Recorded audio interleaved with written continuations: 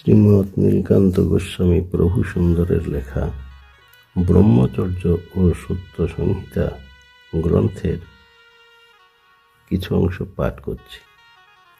যম নিয়ম।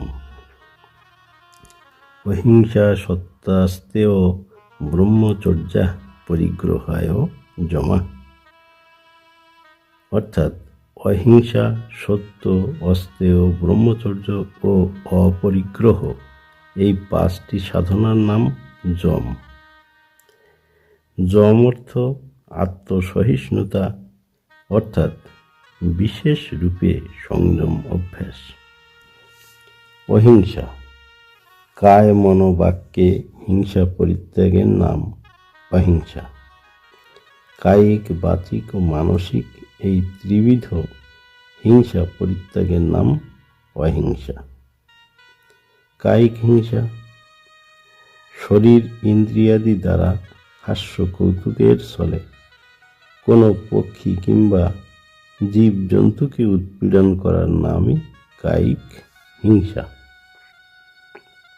অনেক সময় অনেক জ্ঞানী ব্যক্তিগণ এইরূপ কার্যে ব্রতী হইয়া আনন্দ লাভ করিয়া থাকেন। এইগুলি সর্বতোভাবে পরিত্যাগ করিয়া চলা উচিত, কারণ ভগবানের সৃষ্ট জীব কাহাকেও হনন বা কষ্ট দেওয়া উচিত নয়।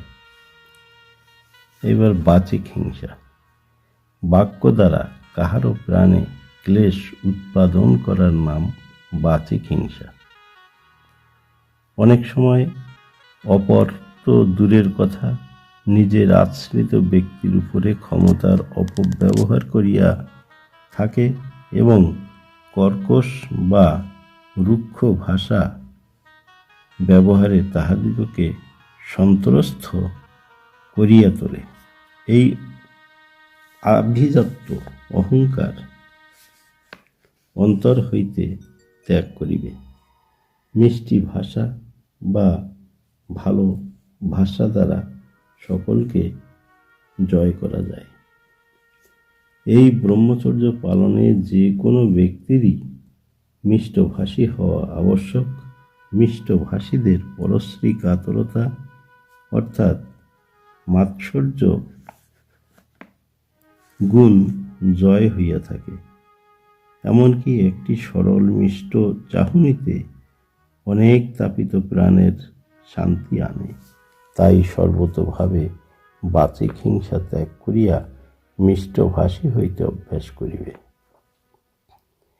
মানসিক হিংসা। সর্বদা মন হইতে সর্বপ্রকার হিংসার ভাব দূর করিতে হইবে। ইন্দ্রিয়াদি সংযম রাখিয়া যদি মনের হিংসা দূর করা না যায়, তাহা হইলে কি হিংসা জয় করা হইল? ভগবানের সৃজিত মানুষ কাউকে ঘৃণা না করা উচিত। গুরুজনের প্রতি শ্রদ্ধা রাখা, কনিষ্ঠদের প্রতি স্নেহ ভালোবাসা, সমবয়স্কদের প্রতি মিত্র ভাব রাখিবে। দুঃখীর দুঃখ দেখিয়া প্রাণে যেন দুঃখের উদয় হয়। যদি পারো যথাসম্ভব সাহায্য সহানুভূতির দ্বারা অপরের দুঃখ দূর করিতে চেষ্টা করিও।